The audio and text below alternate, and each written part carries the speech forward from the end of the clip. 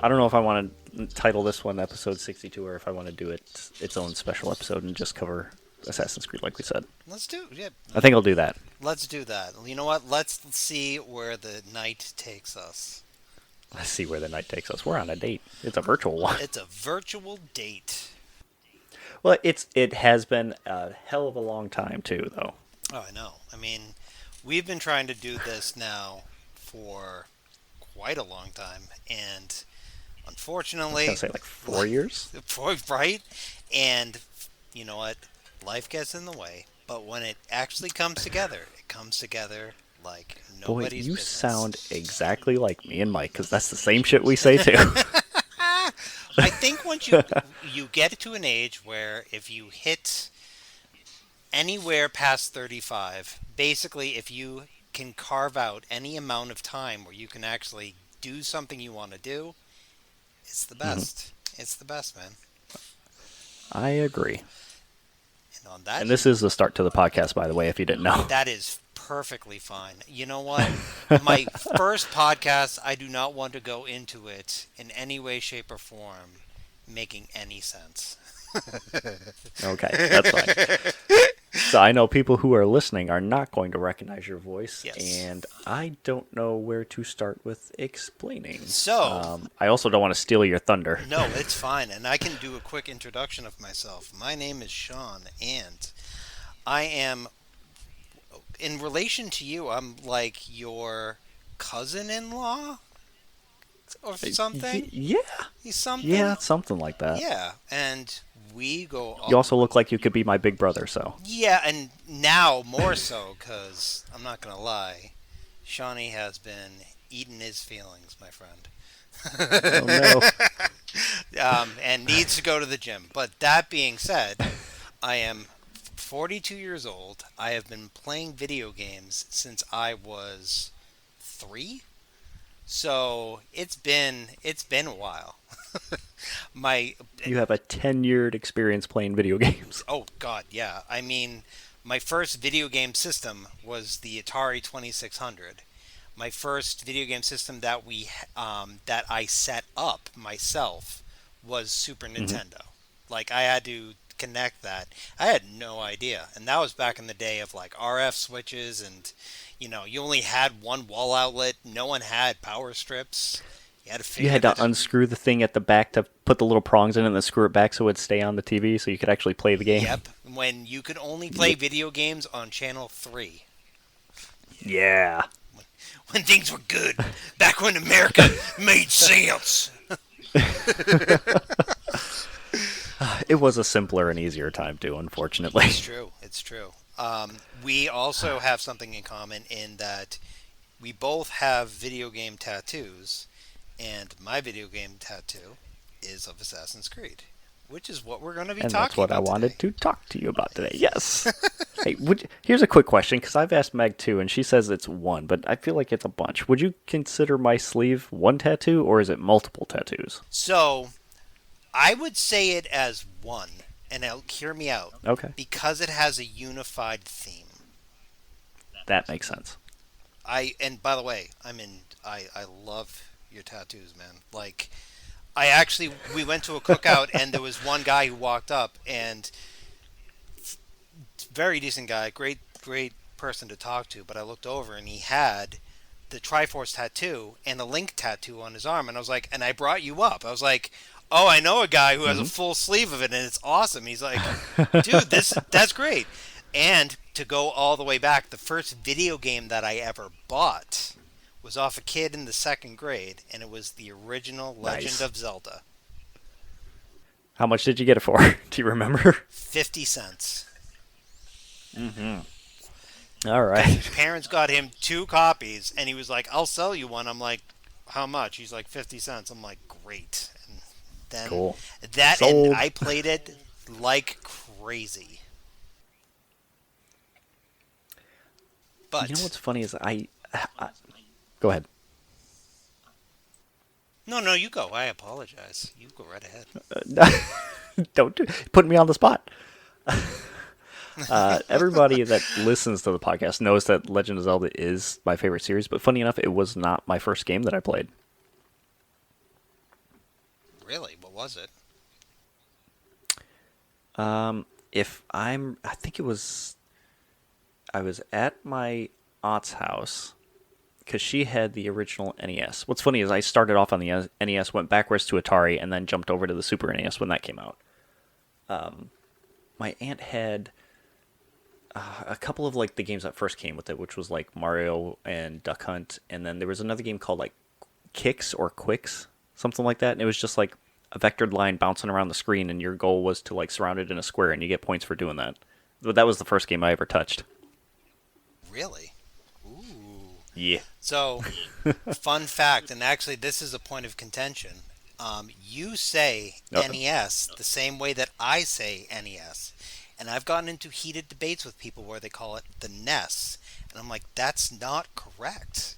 And it's Well, there's really also based people on. who call it the SNES. Yeah, the SNES. And I'm like, that doesn't make any I don't like that sense. either. I would No, just say Super SNES. NES. Right, or Or right. SNES too, yeah. I always do SNES or yeah, or Super NES. Like I Hmm. assumed that it was always an acronym and they use it as like some sort of phonetic, contracted word. And I'm like, "No, man." But if you play Earthbound, the main character is Ness. So I kind of get it. Like I Yeah. kind of get where they're Yeah. coming from. I don't agree. Hmm. But it's also an acronym, though. It Right. literally stands for Nintendo Entertainment. I can't even say it. Nintendo Entertainment System. Oh my god. And again, we will get to Assassin's Creed. For everyone Yes, who is that's still what this with podcast is us. about. Assassin's Creed. We'll get there. But the funny thing is with the NES, like having a cartridge, having a full-on cartridge that you put into a system, especially nowadays, there's like there is a feel for it. Like it feels different. It feels satisfying. Which, and don't get me wrong, love my new modern systems. I love me my Switch, but having the thing where you have to like slam it down and you have to blow in it, that was peak gaming. It was peak. You know what? I've come to learn that blowing in it was the wrong thing to do. It is. It is. It was because of the pin Yes. connections, right? Because it was bending Yes, because it of the. was. Yeah. Oh yeah. Yep. When you blow into it, you're introducing moisture, and that would cause the things to corrode and stuff, and it wouldn't work right. So you're supposed to like literally clean it out with a dry Q-tip and stuff, and keep the what the hell is it? That thing's clean and dry. If And I learned another thing that you could do is you put quarters on the top of it because apparently it's like when you put the game down from constantly popping it up and pushing it down, that spring would weaken over time. So you'd put quarters on it to help weigh it down. huh. Huh. All right. Yeah, right? All right. Good to know. Good to know. All Are you right. gonna bust out your NES now and try it? I don't have one. I gotta be honest with you. I Oh don't have no. one. And one thing I do love watching when I have a stressful day at work, there's this oh my god this YouTube series, and I wish I could remember the name of it right now. But it's this guy. He does like rehabs on like old toys and old board games, and he has a whole thing on Oh, he old. fixes them up. Yeah, he fixes them up. So if you have if you have an NES that's like kind of yellowing and stuff, he does this thing where he Hmm. puts it with hydrogen peroxide and LED lights, and it like I think he calls it retro Oh. brighting. It and makes it look Hmm. brand new, but it doesn't like degrade any of the stickers or anything on it. It's cool. It's really cool to watch. That is cool. Oh yeah, I gotta go check this out now. That sounds really cool. I will send you a link. It is Yay. so good. And on the I will side, but include that link in the links for the podcast. actually, I'm going to send that over to you right now. So, Assassin's Woo. Creed. Yeah, what about it? I am looking through all of the games because I was like, you know what? I'll pull up all the games and kind of go over stuff. So So, like I mentioned at the beginning, I wanted the first foray for you. I wanted to make it comfortable and easy for you. So I figured, why not pick a topic that we're both familiar with, and I feel like you probably have a little bit more passion than me for or about. Which I guess, were you surprised at just how many games there are? Because I had to look back at the list too, and I was like, oh, there's only a handful, and then I kept scrolling. I basically tapered off the last, and I'll call it the last. I don't want to call it real. The last of the Assassin's Creed under Tell me how the you really feel. like the Assassin's Creed as a stealth assassination genre, like a Hitman type game. The last one that I Right, the played, focus was stealth. exactly. The last one I played was Syndicate. I love Syndicate. It was good. Okay, I love that too. I Yeah, was surprised at how much I actually enjoyed it. yeah. I think they really nailed it when. And again, I have not played. I'd never played Mirage. I have not played Shadow. Um, but with Syndicate, they really nailed the. We want to have a really tall vertical place that is condensed as a city. When I started, Hmm. I played Mirage. I mean, I'm not Mirage. I played Origin, Can and I? Well, go ahead. Finish your thought, and then I want to push against what you said about nailing London as verticality. I think I know where you're going to go with it. But hear me Okay. out on it. But what? So I played Origins, and I really Hmm. liked it. Again, it's really good. The one thing that I wasn't really jazzed about um was the RPG element, right? Where Really? yeah, and I love RPGs. Don't get me wrong. Hmm. It just to me, I wasn't. I don't associate Assassin's Creed with like level grinding, with getting I don't know, getting finding new weapons, getting gear, looking for drops, those kinds of things. I'm like, all right, it's okay. And again, if it was a completely different series, I probably wouldn't all jazzed for it. Hmm. But the locale was beautiful. Like the setting was really good. I wanted to play Odyssey and I wanted to play Valhalla. Hmm. Odyssey, I think I would get into. Valhalla, from what I've heard, is just a slog. Like, especially because they were kind of positioning it as being like, they would have, payable elements that you could get to so you can get to the levels that you need to get to. And if you didn't Hmm. buy into the game, then you would have to do all this grinding, and then the end game ended up becoming just like That was all like the base protection shit too, to keep your level up or whatever too, right? I think so. I think so. Honestly, I didn't get too far into Valhalla, and I got excited at the prospect of that game, but then I heard about that and I was like, no thanks. yeah, right. Like, and that's I think the thing that kind of turned me off to this whole thing um, is that like I want to I think there is, and I think Ubisoft is probably one of the worst perpetrators of this, is if the game is longer, then it is better. And that's not always true. I think, It's not, but Ubisoft is bad about artificial longevity, and right, that's what ruins a lot of their games. I agree. I think that if you are going to, I think if you open up a map in a game and there are 40 billion things to do and none of them sound appealing, that doesn't make your game better. That makes me want to put it down. Yeah. Okay. I'm going to stop you and I want to jump back a little bit. Talking about London and you saying that that was the verticality and everything felt great. I agree. However, I feel like there's a different Assassin's Creed game that really nails it and is more in line with the parkour feel. It's more fluid. Lay it on me. Unity. I have not played Unity.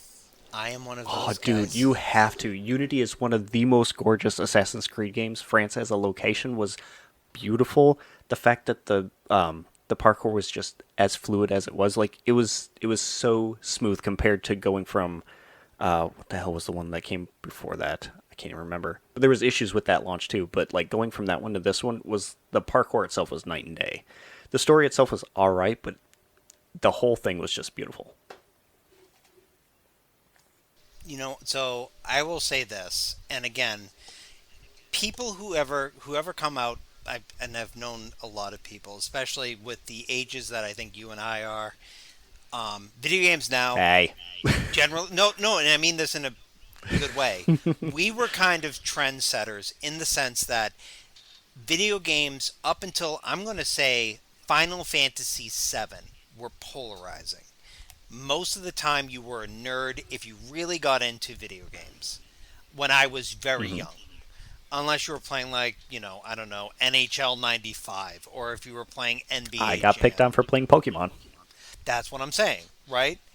Hmm. And the argument at that point being, what is the purpose of video games? They don't do anything.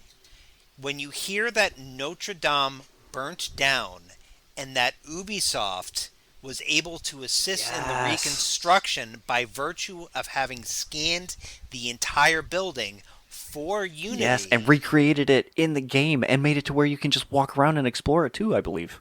Exactly right. And I'm like, there is some benefit.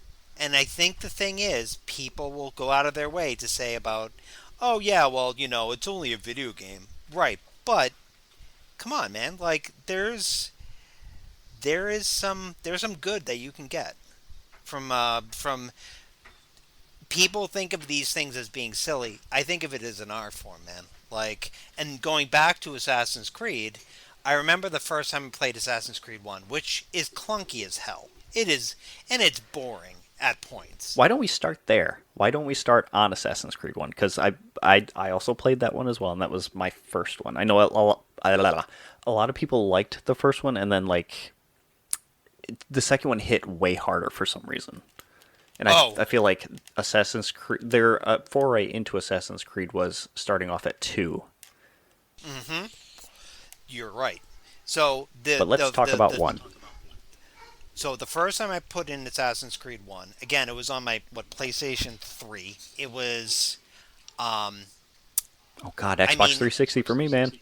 that's what I'm saying, right? And because it's funny, because you and I come from, you are an Xbox person, I am a PlayStation person, which I wasn't. I was a Nintendo person up until I was like in my 20s, and then I was like, oh, I'll buy a PlayStation 2. Let's do it.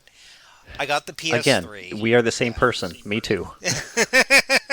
So I get the PlayStation 3, and I was working in this pizza shop, and this guy comes up to me and he goes, hey, I don't know if you've heard about this video game, but it's called Assassin's Creed. I'm like, I don't know anything about that.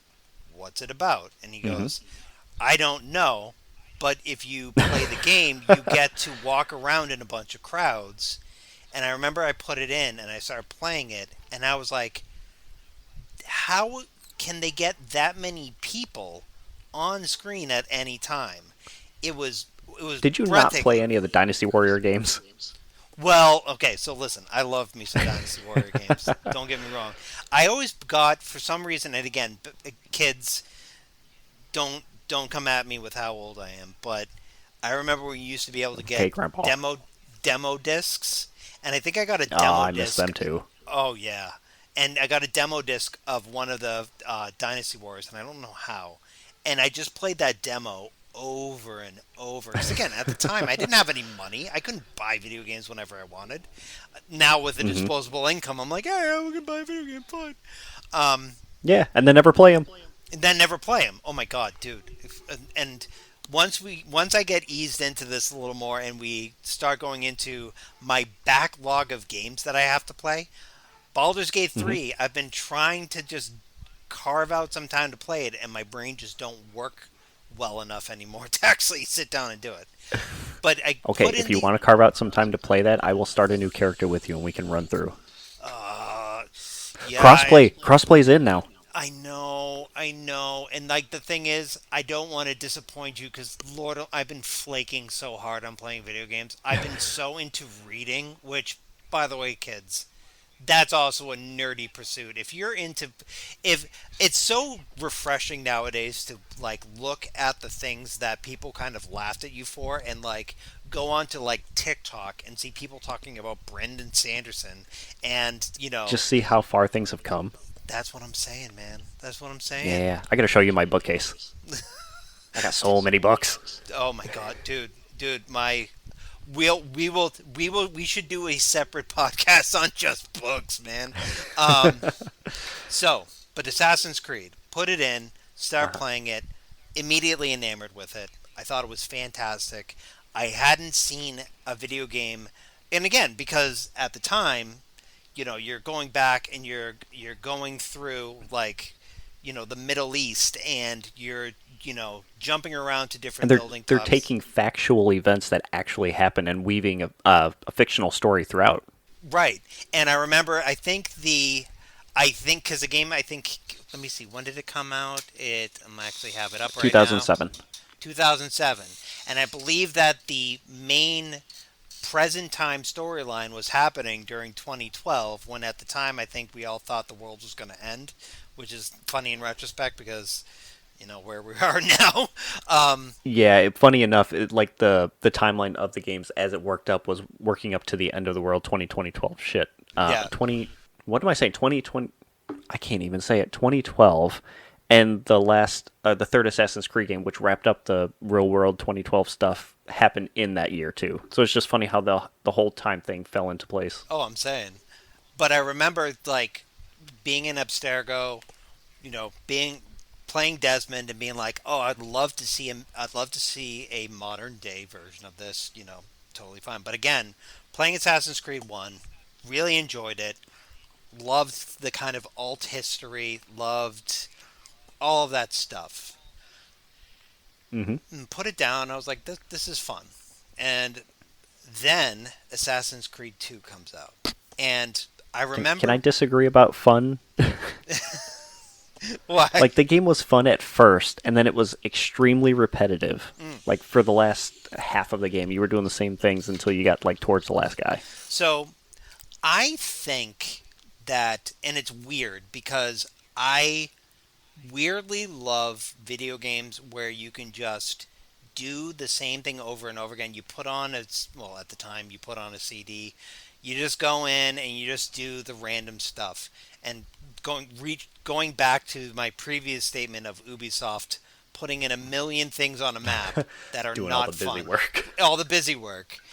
But sometimes there's the itch that, and it scratches that itch. That being said, you are correct. Hmm. At the end of the day, I don't think I've ever gone back and played Assassin's Creed 1 because I'm like, I would probably just be bored with it.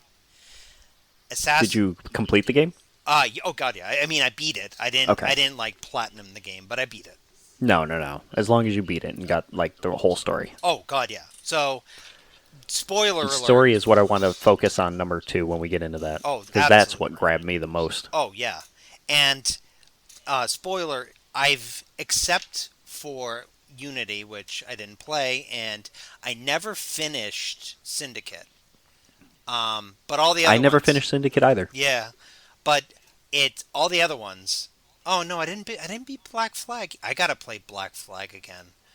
I That mean, was a really good one. that was so much fun.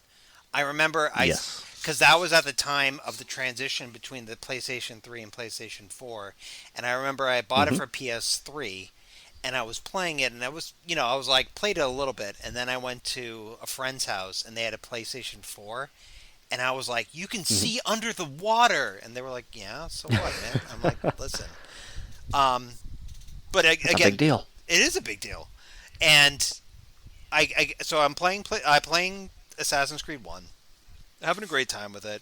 And I think you're right. The story is what really got me.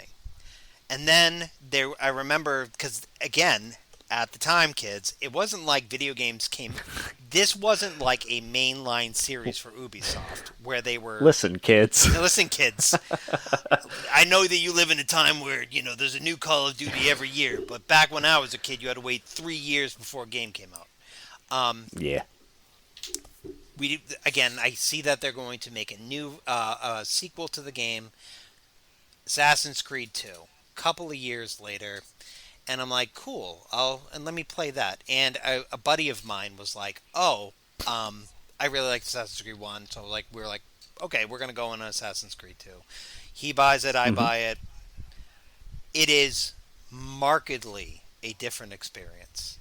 Um, Yes. I remember I was reading Game Informer, and Game Informer said that it was the perfect definition of a great sequel in that it it had all of the good things from Assassin's Creed 1 and it amped it Hmm. all up. Yes, And I I would agree. I was floored. Ezio, like a great protagonist. Again, it takes place with and the present day storyline also happening during this whole thing. You Hmm. have you have your home. I don't even know how to say it. Is it Monteriggioni? um, so you have I your used to know how to say it. I can't do it now. yeah. I don't Putting want to embarrass myself. I will embarrass myself because I don't care. I am a 42-year-old man. So yeah, I'm playing it. You have a home base. The Everything is significantly more fun. The drag that happens typically in longer games like this, it doesn't Hmm. happen. The storyline is fantastic. It was really, really, really, really good. I Um, agree. I wish that, and actually, I am pleased that they went with doing 3 games of one character. You know what I mean? That Like, that could be difficult too, though, because if he didn't land after, well, we're lucky that the second one landed so great, but then to make a sequel from that one, basically, like it's Assassin's Creed 3, but it's not labeled 3. It's a continuation of his story. To put the series on his back to continue it is a risk because if it doesn't work out in the games that come after that, then where do they turn after that? right. And but kudos for them because I think they did three. They did three of the Assassin's Creed 2 games, and then they were like, we're going to go on to an actual numbered sequel. Hmm. But I will say this: the Assassin's Creed Revelations trailer was awesome. It was awesome. They had was it Can you remind me of it because I don't remember? Was that the live action one? no? So they did a live action like short movie. I forget which one it was. I think it might have been for Oh yeah, yeah. Brotherhood. Brotherhood. Yeah. Yes. So Assassin's Creed Revelations. The trailer is basically the opening cutscene of the game. I already sent you one link. I'm going to send you another one, and we don't need to watch it now. But kids, if you're listening to this at home, if you have the time, I would just go and look that up because that was peak video game trailer. Um, This podcast is nothing but the Steve Buscemi meme. How do you do, fellow how kids? you doing, fellow kids? Here, how about this? When Assassin's Creed 2 started unveiling the precursor story and what's going on in present day and how it ties into everything about that, what did you think about that? Like, did you have any idea that they had that in that game? Was there any inkling that there was something like that? Or did you first see the secret video, learn about it, and then went back and checked it out and found out all that stuff? Say that again one more I'm time. being vague. No, say it one more All time. right, in Assassin's Creed 2, when you are looking for the glyphs on the buildings and stuff Oh to my, unlock Adam and the Eve. secret video. Yes, how did you feel when you found out that that even existed in the first place and then like it's another layer to the game that you want to learn about. That was one of those things I remember because they were like, aren't they like running from? They're running from something, or they're trying to escape. I forget what the act. They stole the apple from That's what it was. something because I believe they they were like one of the first humans or people that were made by the creators or whatever they were called, and they stole the apple from them because it's what they used to keep them in line. And it shows them like running through their cityscape and like run up to a window and shows like the other people that are enslaved right now by them or doing whatever work, and then you hear them call out to each other because something comes up behind them and then it cuts. Yes, and I remember that. And That hit me so hard. I was like, what is this? yeah, and I that was one of the things that I feel are there hasn't been a game, not to go too far into a tangent, but like Bring it. Horizon Zero Dawn. I Uh-huh. remember playing that, and it had a similar thing where you have this kind of weird alt history in the future, and then basically the entire game is about things that happened a long time in the past. It's very rare nowadays for me to like play a game where there is that level of mystery, especially now because like again, like if I you're don't think they do mystery the right way anymore. no, and it's hard to do because right now Yes. if you have a you know and if you have a movie, if you're going to a Marvel movie, you already know what's going to happen in it because everything's leaked on a near constant basis.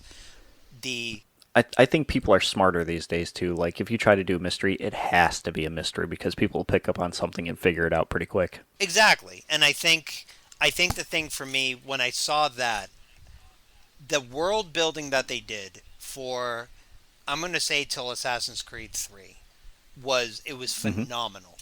And Yes. the one thing, and I am probably one of the outliers in this, the one thing that I actually am kind of bummed about was that they kind of went away from the present day storyline and they really focused on like these really huge set pieces, which again, I get it. In terms of that's the main draw of these games are that you get to play basically in a sandbox version of a city that hasn't existed for hundreds or thousands of years. And I'm like, rock Hmm. on. I am there for it. But it was, I have a question for you. lay it on me, friend. I agree with you about the present day stuff and wanting to see more about that. They kind of did that minimally as it went on too. It was less playing as characters and more like audio files and learning about like the people that we met in those games. They were still doing stuff for the assassins, whatever you want to call them, the the assassin group. They were still doing that inside Abstergo, and you could find reports about it and things like that. But they did move away from that. But I believe to me, it looked like once they got what they wanted to, or got to the point that they did with Desmond, they didn't know what else to do, which is why he ended up in a coma and that was it. And then like everybody else went quiet and had to lay low or whatever. So like, for what, where do you think they could have went after that to continue the modern day thing that make and would make it engaging? So, I mean, like, one, I think the thing is you never really got a satisfactory ending for Desmond, right? So, I agree with that. Assassin's Creed 3 comes. He spoiler alert, dies for Here we go. a video game that came out almost a teenager ago. But he dies, and then it just kind of, and again, I think the thing is they kind of floundered, right? They were like, we don't really know where we want to go with this. The original guy who came up with the game, like he left Ubisoft, and I think they were just, I mean, they knew they had something with Assassin's Creed, but they didn't really know what they wanted to do with it. And again, Right. I am on board with them making a bunch of, ancient cities that you can run around with and do assassination missions. Hey, rock on. I am for that. I remember Tenchu Stealth Assassins. Awesome game. This was like the next logical outgrowth for that with some future stuff mixed in. I am there for it. But there was something like again, I have not seen anything that has hit as hard as that one small clip after finding all the glyphs. I haven't seen I anything like agree. that in a long time. And that's where I'm like, it's nice when there is, and again, I'm looking through this now, and so you have Assassin's Creed 2 came out in 2009. The next Hmm. year, Assassin's Creed Brotherhood came out. The next year, Revelations came What's out. funny is Assassin's Creed 2 got their DLC in the same year too, and then they were like, "Hey, new game too." Yeah. And then Assassin's Creed 3 came out the year after that. And then Hmm. Black Flag came out the year after that. And I think that kind of lends itself to part of the thing we're seeing with a lot of media, right? It is making money. And unfortunately, that's the state of art in today's society. You have to be able to sell it, otherwise, what's kind of the point? Yeah. Yep. And if you are putting out basically, and again, these are, have the same budget as blockbuster movies. If you're putting these out year after year after year after year, and you have to constantly one up the previous game, there's going to be some, blowback.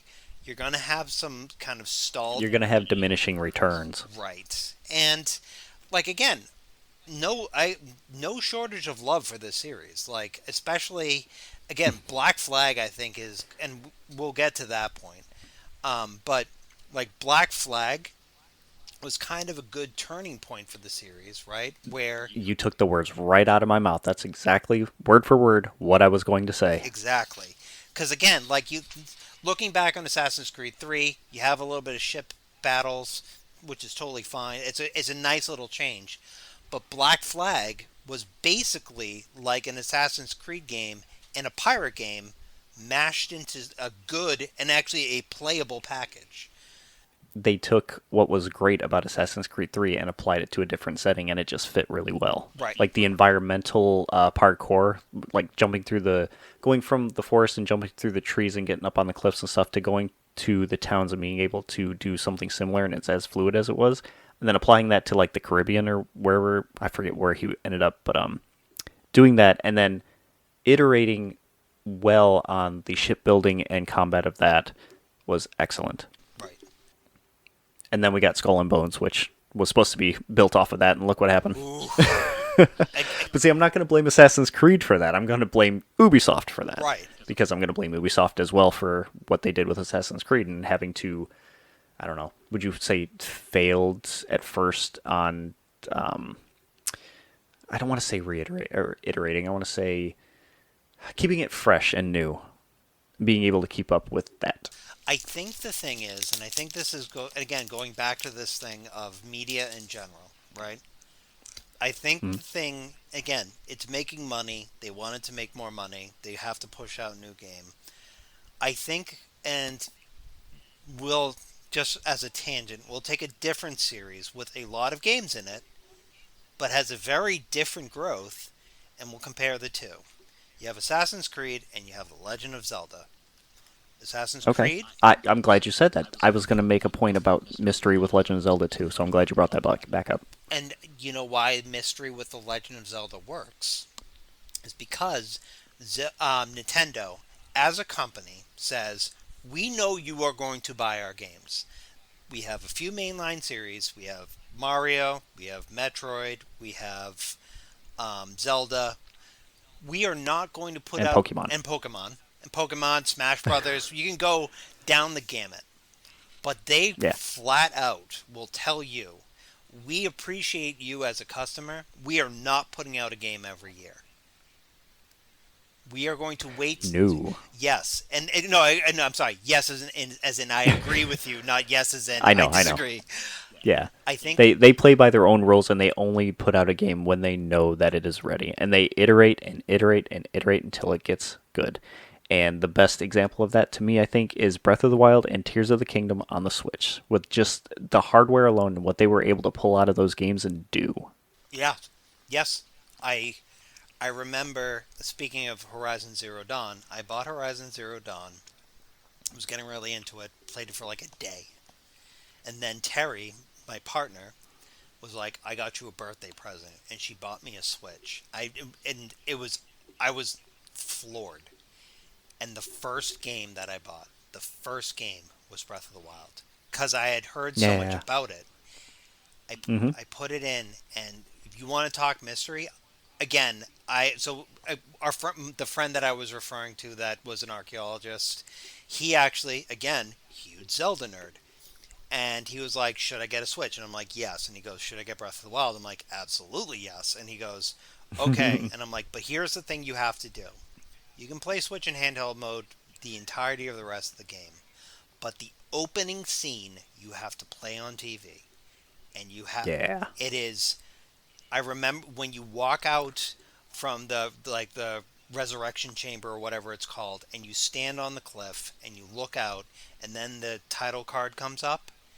I remember Hmm. I had the biggest chills, and I it was I have very rarely. Did it take you back to when you were younger playing the Super NES or the N64 in your bedroom? No, it brought me back to when I was in the second grade and I paid 50 cents and I was playing The Legend of Zelda, the original one, and I had no clue what I Nice. was doing, and Right. I was in for it. And I think that's the thing. Awesome. I think that's the thing that, again, going back to Assassin's Creed and all of these games that come out every year, what are the takeaways that you want from a good video game? You want to have a moment where you pick up a game like you'll never ever play The Legend of Zelda Breath of the Wild again and have that same feeling. Right. I think maybe, again, some of the earlier Assassin's Creeds, again, 2 as 2 especially, um Hmm. you can play them again and you have that moment of like, what is this thing that I'm playing? But like again, as you get fatigued, and I think that's part of the thing that I run into, especially as an older gamer, is like, you look back on this series, like if I wanted to get into it now, I would have to finish 1, 2, 3, 4, 5, 6, 7, 8, 9 games to get caught up. I have to play 9 games. Is that the most um is that the most like games that you could play for a series to get into it? No. God, I mean Final Fantasy. You know what I mean? Um Hmm. but Well, hang on. Final Fantasy doesn't have a continuing story fair or like a through line. fair fair. And I think that's the thing, especially consuming this as media. And again, Hmm. these games are not short. And I think we're No, no. Well, hang on. What I would argue that they are. They hang on. Let me step back. They were. I think Assassin's Creed 2, if you just focused on the main story, you can get it done in like 10 to 15 hours, which is not really much comparatively. mm, Unity was like 20 or something hours, and that was for the story alone. I agree. And actually, I remember I was reading a critique of Valhalla, and basically that was one of the critiques was just because you made it into 100 plus hour epic doesn't mean I want to play 100 plus hours. There is I something. think that's what they were touting for that game too. Was like, it's this long. You'll play it for this amount of time, and I don't remember thinking that that was a flex. Yeah, it's the same thing with Odyssey, right? Where you're like, the game map is the size of the whole Mediterranean Sea, and it's like, cool, but I gotta go to work tomorrow, man. Like, Yeah. I mean, and again, going back to this series, like games that I would actually be interested in playing in this series now. Again, I need to play Unity. God, I need to play Unity. It's Did you play Rogue? no, and that's why one. I did not either. That was a blind spot. Yeah, I mean, to be fair, I mean, because again, that was in that transitory period between, um, it 360 and Xbox One era. exactly. So most people just immediately went to like Unity, right, and then to Yep, Syndicate. and probably didn't even realize Rogue came out Yeah, because I think that was supposed to be just like an interim story too of some character that they might have mentioned in one of the games. exactly. And so again, you go in, you start playing. I would have to go again if I wanted to. I'm sure you could skip Rogue and it would be fine. Like, I did. yeah, I'm fine. I don't feel like I missed anything. right.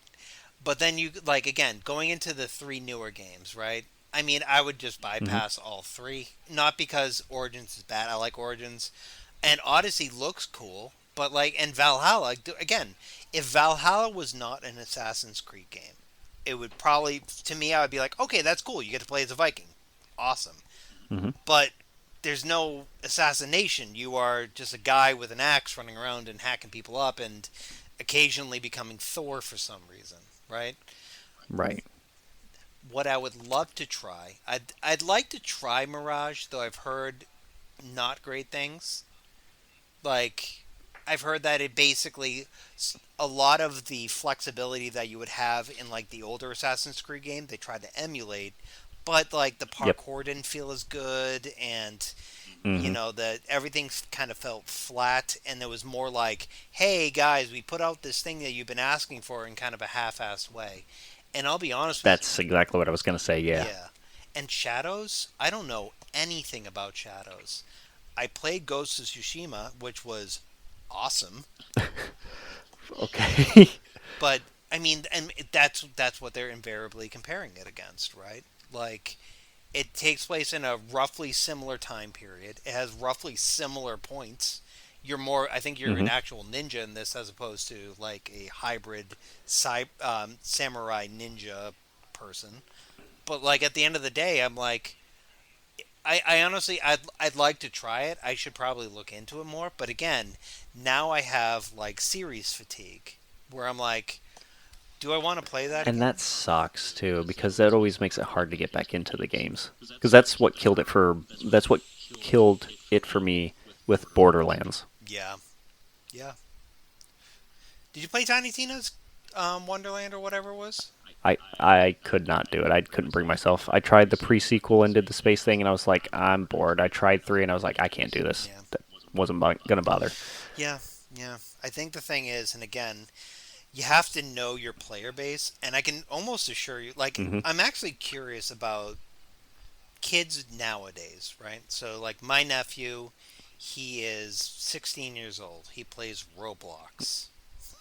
You know what I mean? Like, Why? Why? Why? Why? What? A 16-year-old playing Roblox? well, and because you can build stuff in it and whatever. But I would. What's wrong with Minecraft or Fortnite? Like I'm gonna say normal kids, but like that's the norm that I hear is usually Fortnite.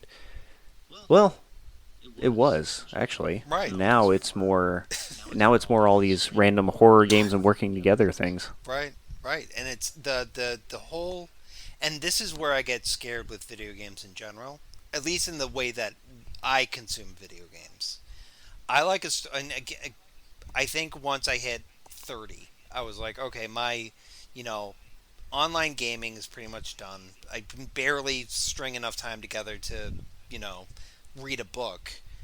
I really don't want to get into like playing a Call of Duty game and having some, 12-year-old kid throw epithets at me for no good reason. Which has happened. I mean, I remember I used to be Well, yes. I used to be big into Call of Duty, and there was this one kid who just trashed me, and I was like, I am officially done now. And with like, I think the thing for me is I'm kind of seeing this breaking point in what people are consuming in terms of media. You have, people of our age group who are like, I want to have a story heavy game.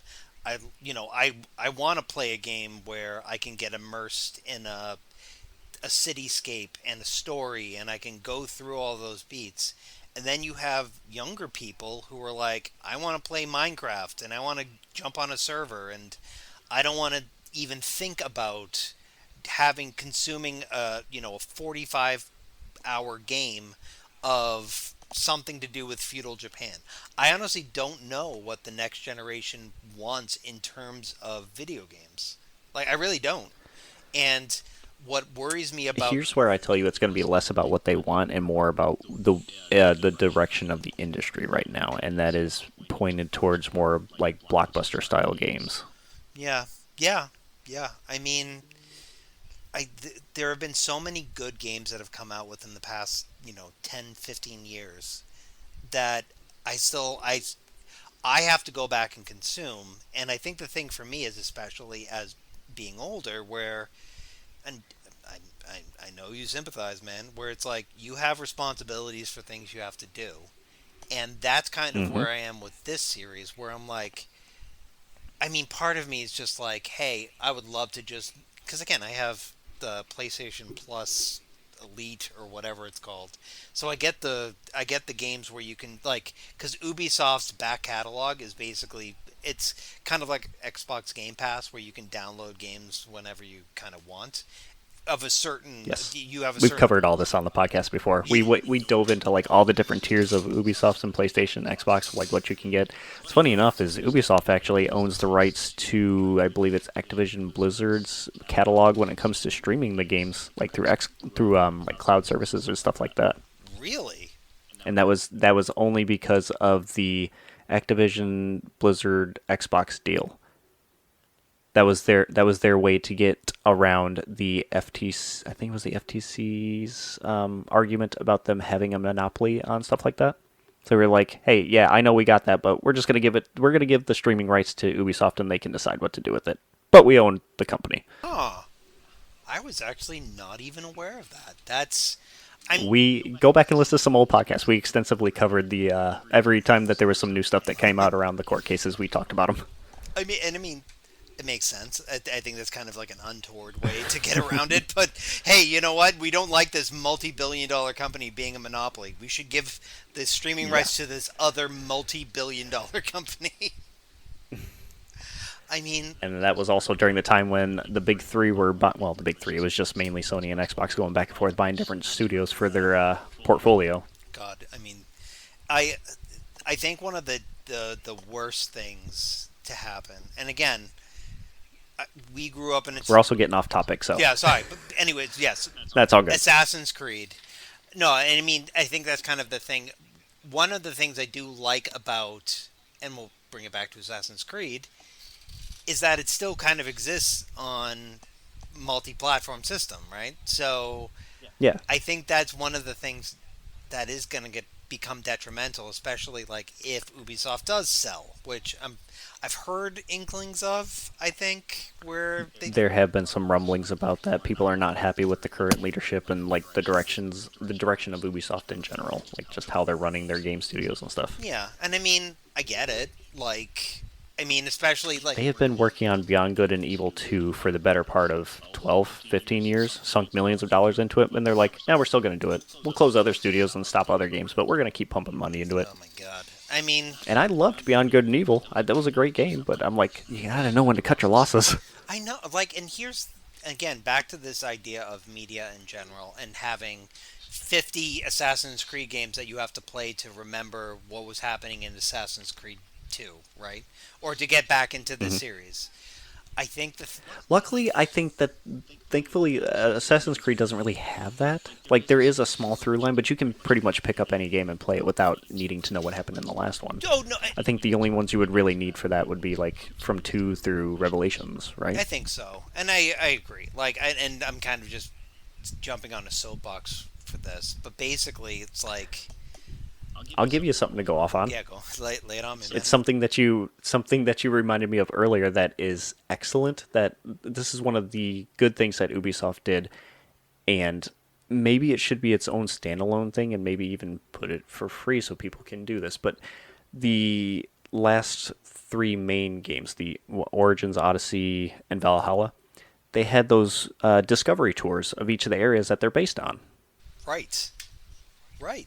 Talk to me about that. So I did the one in Origins, and I remember like I found it by happenstance. Like I was right before I was going to work one day, and I was like, "What is this thing?" So I started doing this like walking tour, and again, it's literally there's no assassin. It's just walking through Cairo or wherever, and you get to like run up to the pyramids of Giza, and you get to see the Sphinx, and you get to do all this stuff, and I And that's cool. it is really cool, and I think that's one of the things that I really applaud. And as I was previously trashing Ubisoft, one of the things I do applaud about the series is like they do take they put a lot of effort into displaying the intricacies of the history of the places that you are actually playing in, right? Yes, they kept to the actual history of the places and the facts. Right. Whereas most other games, again, like going back to Ghost of Tsushima, right? I mean, there was a lot in there, but it wasn't like Hmm. you didn't have a chance to like just go walk around the countryside. To be fair, No, that they kept it accurate to the area and things like that, but you couldn't explore anything. right. And like I think that actually taps into a market that I wish they would go into a little bit more is like, I think that one of the things for me, even in the original games that kind of fell flat, was the immersiveness of the place that you were in. It's cool, Hmm. and you can like. Oh my god, I used to love running around London in Syndicate. That was so much fun. But like at the end, Can I ask you a question about the immersion? yeah, What game did you feel the most immersed in the area? Was it Syndicate? no, I think it was. It would have probably had to have been the Assassin's Creed 2 trilogy.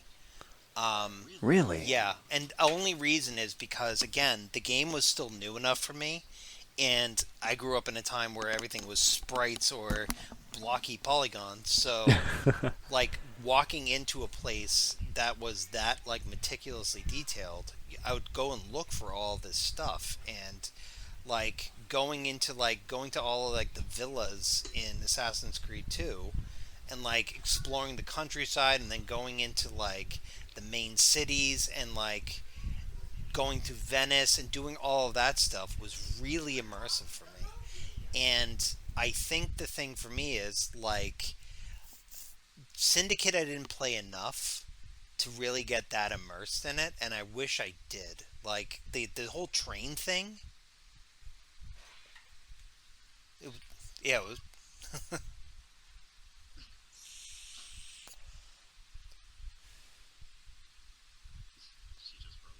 Oh, that's all right. No, you're good. You're good. Um, yeah, I mean, I think the thing for me, actually, to be fair, in terms of immersiveness, I think the one game that really, I think the walking tour thing in Origins really was the most immersive because I was like, whoa, this is really deep and really in depth, but there is no game portion of it, which was really cool for me. Right. Ooh, you know what I think would be really cool is and I think that they have this in like a standalone thing too because they have I'm going to have to look more into it because I don't remember what it's called, but they had some sort of Assassin's Creed Nexus where it connects all the things and you can learn about stuff or whatever, but I thought that there was an interactive tour thing that you could hop in and walk around and it told you about different settings. I might be confusing that with something else. No, I think you're right. Where was that? I'm looking through it now, and oh my god, there are so many freaking games. It's the Nexus VR. Yeah.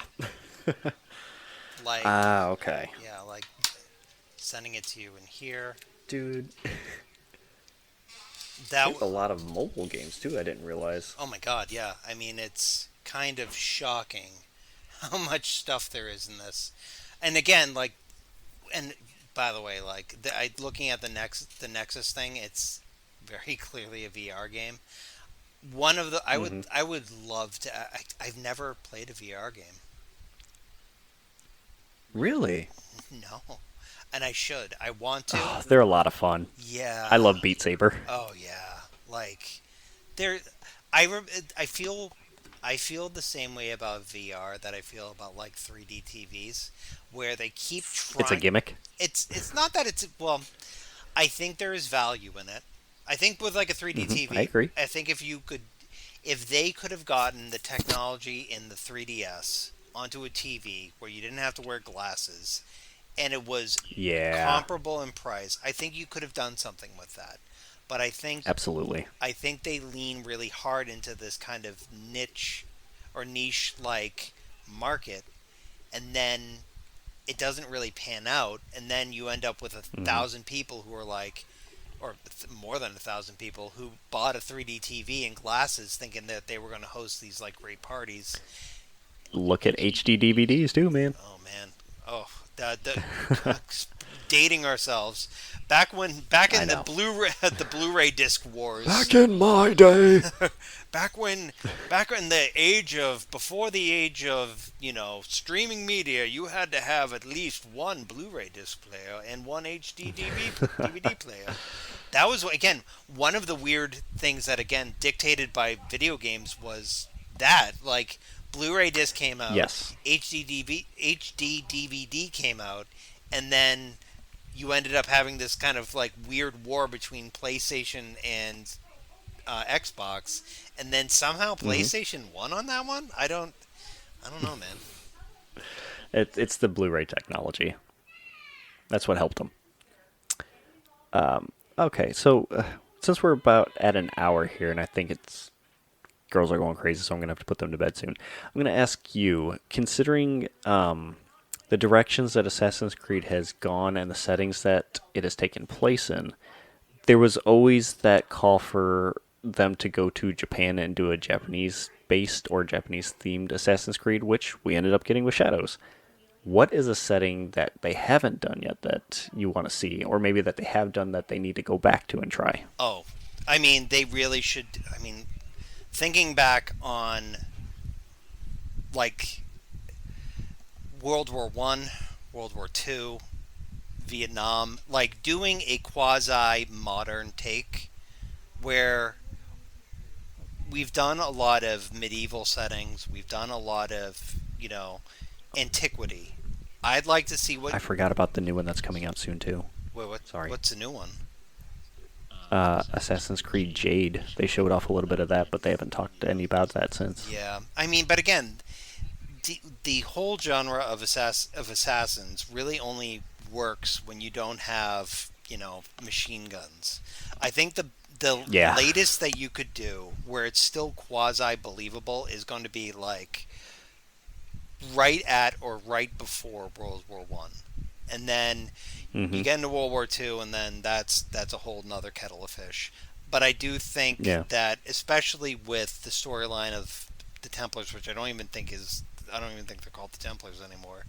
Um, and then the They changed names during each of the games, I think, based on the time frame, but they're still the Templars. Yeah, and then if with having this kind of shadow governmenty, like multi country epic, I think that you could do something with World War I. I think that having trench Yeah. warfare, doing something with that, and still having your bombed out, European cities, it's something to look into. Um, I think that would be where I would go with it. I Hmm. Beyond that, like, I mean, again, I'd love to see a modern day one, but like I remember playing the end of I think it's Assassin's Creed 2 where you're trying to break out of wherever you absconded to with Lucy and all of the the the the the the people who are like trying to break you out, the modern day assassins. Um, Playing that short section, I was like, oh, this will be really cool. Again, you can't think too hard about it because the minute anybody has a gun, it kind of eliminates any sort of thing you could do. But Yeah. the other thing, again, I know that they kind of, tip their hat at this in Valhalla, but going back to like a precursor era. You know what I mean? Like That would be interesting. trying to explore kind of what that would have looked like would have been really really cool. And again, Yeah, because there was a modern day tie-in with Minerva trying to like come forward in time or like survive via something that they had. Like she was trying to possess somebody's body so she can come to the modern time for something, and I don't know what happened with that storyline. yeah, I mean, I feel like they're going to end up dropping so many storylines like that simply because again, Yeah. it's so intertangled now that you kind of have to like again to really stay up on that part of the storyline, like you would have to go back and play like five different games and be like, and Yeah. that being said, if you were going to me, I think, what do you think? Man, I have not paid close enough attention to know what I would really want. Valhalla and Odyssey both were surprising and exciting for me, but I just the direction that they took with the games was not what I wanted. Like I didn't have any interest in the RPG elements and stuff. Japan was always an interesting one because besides the hype around it, I was like, I can see that. That'd be pretty cool. It would fit. But then they had those miniature stories too, where it was oh God, China, Russia, and what was that last one? Was it India? I think it was India. Was it Yeah. India? And those were side-scrolling ones, which were okay, but the settings were pretty cool. No. I'm just thinking. No, put it out there.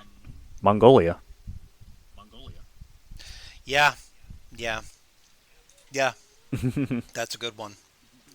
No, I agree. I think I'd like to see something that is again like the reason I went with World War One and Mongolia would be a good one as well is because I mean we there is more renewed interest in World War Hmm. One, especially now, but it's not like you know there's been a million games about feudal Japan. There's been a million games about Renaissance. Well, actually, not Renaissance Italy, but there's been a lot of media about it. I'd like to see it go to a place where it hasn't gone I before. got I another one that agree. would be pretty cool too. And this is What based do you on got? a dude who does like interviews for like heavy metal bands and groups or whatever. He just recently went to Indonesia. Yeah, that'd be pretty I neat. think that's a good one.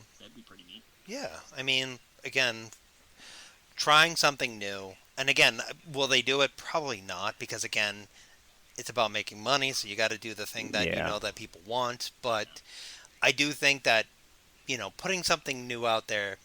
I mean, they may be surprised with the reception that they get. yeah. Yeah, man. All right. So Well, this has been I was gonna fun. say, how was your first podcast? How's it feel? It was it was good. I would love to do All more. right. Well, let's keep scheduling this up. We got to get all three of us together so we can. I have a feeling once we get all three of us, we're gonna have a lot of insightful conversations. Hell yeah, man. Yay. Heck. All right, dude. Well, this has been Uh real. huh. Hopefully everyone enjoyed it, And if and not, oh well. hope everyone. I mean, sorry. If not, too bad. Well, we We're had gonna fun, and do it that's all that again. matters. All right. So I'm All gonna right, say, man. folks, take it easy. We'll talk to you later. Hit us up on the socials. We're on what? Google, Apple. What was the other one? We're on Spotify. Follow us on us. Follow the Ramblepack podcast on Blue Sky, Instagram, Twitter, all that fun stuff. And the kids are Yeah, breaking in now. I'm there. Ah, All right, oh later. my God.